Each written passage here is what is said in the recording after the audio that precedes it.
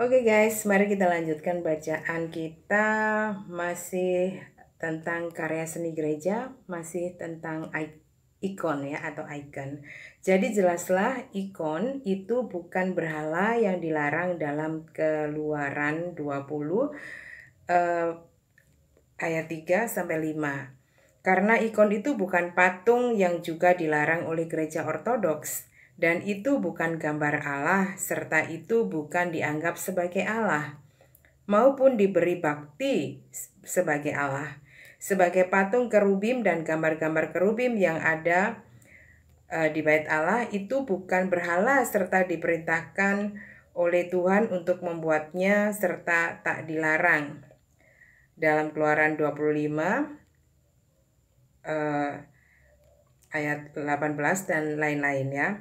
Jadi melalui ikon Roh Kudus selalu dibicarakan kepada gereja bahwa Kristus betul-betul telah menjadi daging, bahwa benda jasmani itu tak ditinggalkan begitu saja dalam rencana Allah, bahwa alam benda itu tak serta kudus dan memiliki potensi penebusan, bahwa ciptaan itu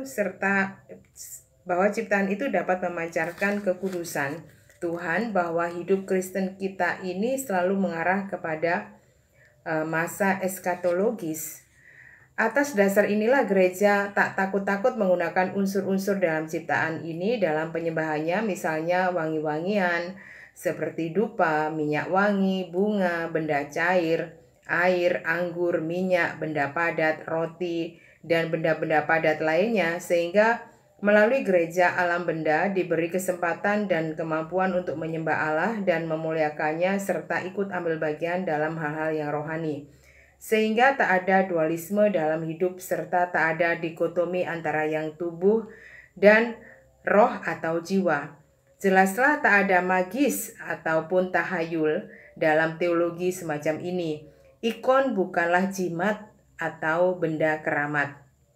Namun teologi yang tinggi mengenai arti alam benda ini dalam konteks penebusan.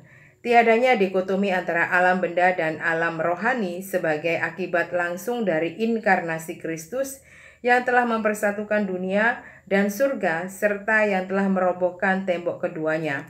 Efesus 1 ayat 10, itulah yang menyebabkan gereja ortodoks juga percaya bahwa orang kudus atau orang-orang Kristen yang telah berada bersama dengan Allah dan hidup di hadiratnya itu terputus hubungan dengan mereka yang ada di dunia ini, karena kamu sudah datang ke Bukit Sion, ke kota Allah yang hidup, Yerusalem surgawi, kepada roh-roh orang benar yang telah menjadi sempurna.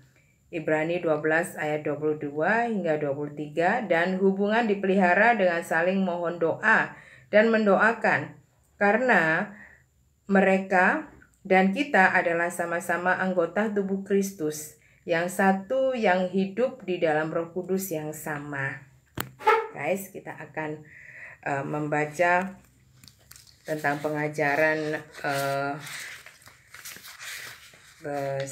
tentang karya pengajaran Roh Kudus di hal karunia-karunia Roh Kudus di bacaan kita berikutnya ya.